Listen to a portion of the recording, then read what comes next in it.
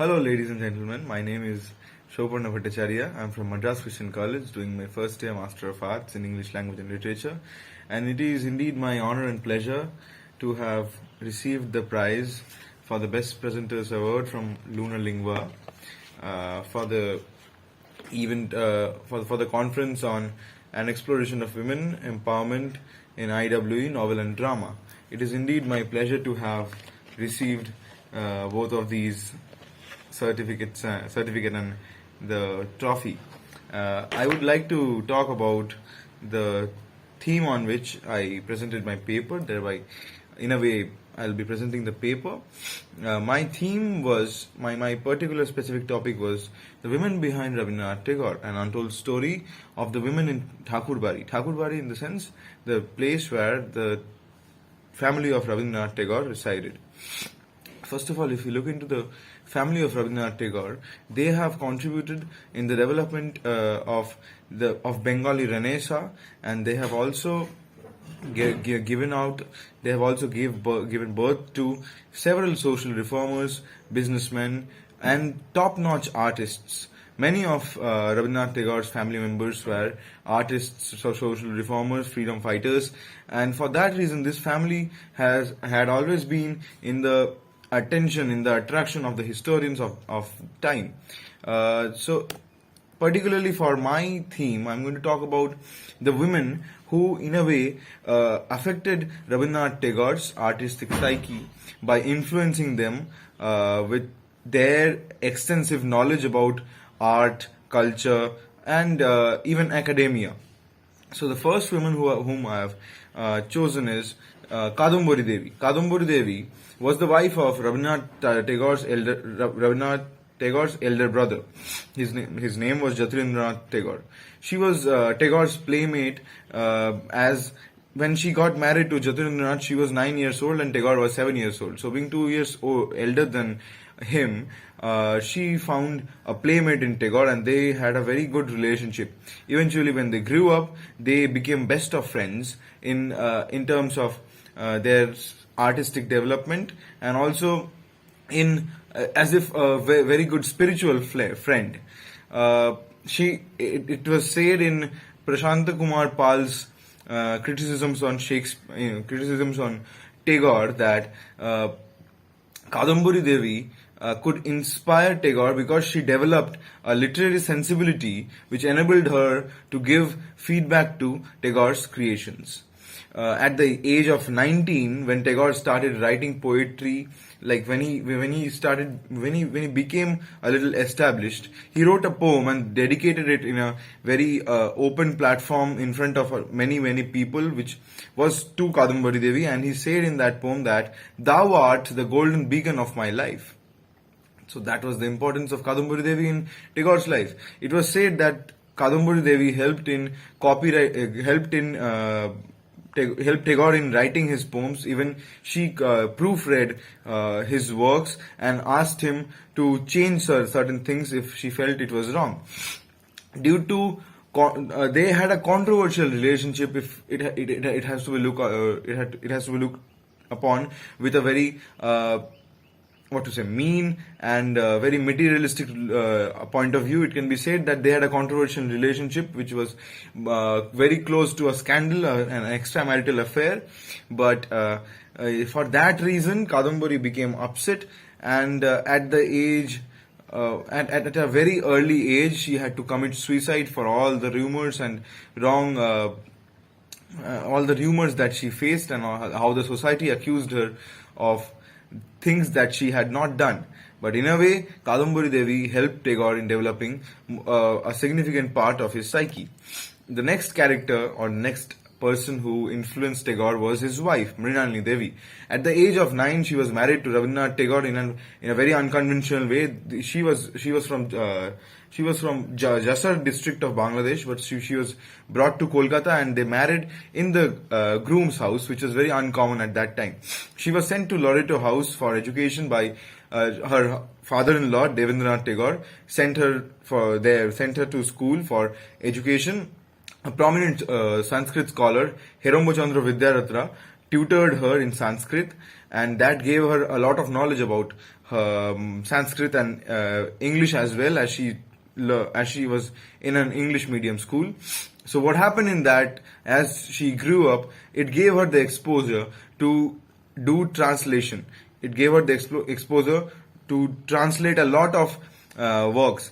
Specifically, two works are there which are preserved in Vishwabharati, which is Katha Upanishad. Katha Upanishad was translated from Sanskrit to English by Tagore's wife, Mrinalini Devi, and the Shanti Parva of Mahabharata. She was an avid reader, and that can be seen in Rabindranath's daughter's records, Meera Devi's records, where Meera Devi mentions about this particular behavior of her mother, as she says, a table lamp is burning in the second floor veranda of Shantiniketan. There is an English novel in my mother's hand. She is translating it to my grandmother. So she even translated things in Bengali that can be noted from this particular work. She died with an incurable disease at 1902, and but by the time she died, she had a deep influence on Tagore. Through the letters that can be recovered from Chinnopotraburi, which is a collection of many Tagore's letters, it can be found that she had a very sharp wit and also had extensive knowledge about several fields. So by this also we can say these two women helped Tagore develop an artistic psyche, which helped Tagore to have a worldview, an overall worldview. One of the most salient features of Tagore's work is non-conformity and death. So non-conformity she learned from Kadumbari, and death also because both of these women died very early. So as Tagore's mother also died very early, and these two women died, Tagore understood the real essence of death and never got back to his seat and was simply depressed. He was not like that. He overcame every problem that he faced, and that's how he became the poet he was to the world. Also, I'm going to talk about Swarna Kumari Devi. Swarna Kumari Devi was the elder sister of Rabindranath Tagore. She did not attend school, as they had private tutoring in Chorashako mansion, which was their household. At the age of 13, she was married to Janakinath Ghoshal, the deputy magistrate of Assam, but that did not stop her growth. In 1886, she established the first women's organization in Bengal called Sakhi Samiti, which helped the impoverished women. This Sakhi Samiti name was suggested by Tagore himself. And later on, she also founded the Theosophical Society in Calcutta. She was an editor of Bharati magazine, a monthly literary journal, which was run by the Tagore family. She had contributions in expanding Bengali terminology. She was even a lexicographer. She was closely associated with the Indian National Congress, and she had authored 25 novels, including plays, operas, and also poetries and epics. She published a book called Prithivi, which had 24 scientific essays along with it. So, looking into Swarna Kumari Devi's life, it can be noted that she helped Tagore in getting the platform where Tagore could publish his own works. The magazine like Bharati, the works that Swarna Kumari Devi continuously did inspired Tagore in a great way. The next character also, Gyanadandini Devi, who was Satyendranath Tagore's wife, the eldest brother of Tagore. She also had a magazine called Balok. So what happened is that in these magazines, Tagore could publish his works very proficiently. And if you look into Gyanadandini Devi's life, we can notice that she was a social reformer. Gyanadandini Devi was the first to cross Abarodh. Abarodh was a misogynistic practice in Bengali household, where it was observed that once a woman gets married to her husband, she reached the in-laws, and once she died, only then she crossed the doors of the in-laws. So that was called Abarodh, or complete shunning of all the rights, or women couldn't see the light outside their household of the in-laws. So Gyanadandini was the first woman to break that open, and she did that for the next generations to be inspired of. And she was the mind behind Brahmika saris. If we consider the old style of wearing sari, the art powder pattern, it was not that scientific. And so what she did was, without disturbing the elegance of women's appearance, she invented a new one in which pleats were tucked in the waist, which looked elegant and made movement really easy. She was the one who first introduced the nuclear family concept in Tagore household. Apart from Balok, she also published a critical essay which was well acclaimed at that time, which was called Ingrej Ninda and Desh Prem, criticisms on the British Empire and patriotism. That was looked upon very critically, and it was praised. It was praised a lot, because in that particular essay she said, like, to develop a sense of patriotism, in the country, we should form a party. And this was suggested even before Congress was formed. A party which will have multiple representations in it. So she was indirectly a person who suggested Congress should form a party. And she also had multiple publications in Balok as well as in Bharati. She wrote 2 plays for children, which was called Tagdumadum and Shadbhai Champa. And she also had Smriti Katha o Puratoni as one of her memoirs, which was a composition of multiple letters that she wrote, and it was a memoir of her life. It is pretty autobiographical. So Gyanadandini Devi's daughter is the next person that I'm going to talk about. She is Indira Devi. Indira Devi Chodurani shared a very special bond with Tagore, as they shared the greatest number of letters which can be found in Chinnapotraboli and Chittipatru. A major part of her life was dedicated to Tagore, and Tagore in a way shaped her life. She was trained in both Indian classical and Western music. She could play piano, sitar and violin proficiently. She studied in Auckland House in Shimla, later in Loreto House in Calcutta.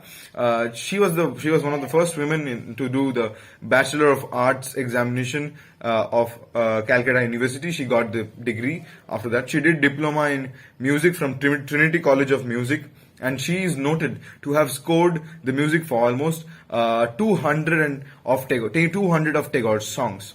So she was one of the most prominent character who Tagore admired, and in multiple occasions, in multiple Tagore's plays, it has been seen that she is playing a very significant role.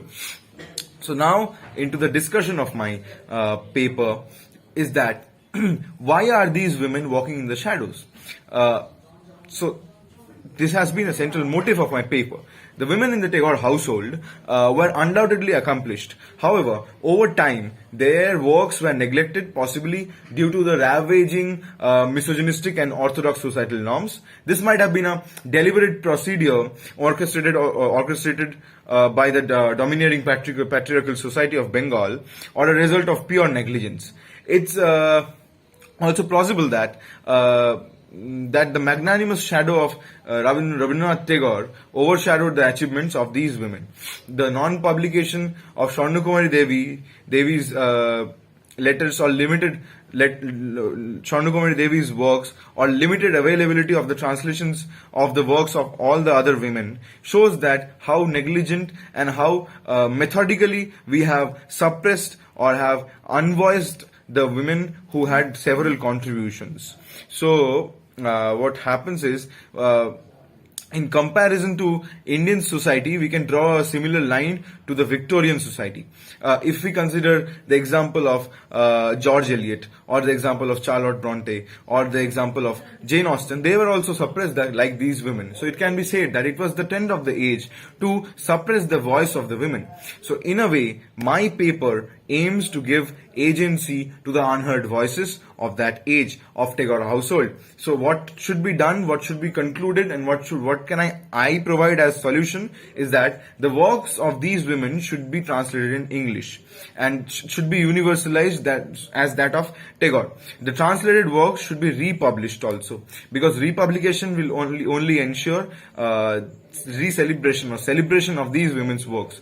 There should be in-depth analysis of their work work, and I am planning to expand my paper, this particular paper, in that context, because they are not only pure like simple women, they were also the representative of their age, and they also carried the reins of Bengali Renaissance along with their works. And by taking up these measures, I feel that's what I mean. At the end, we can give agency to these women.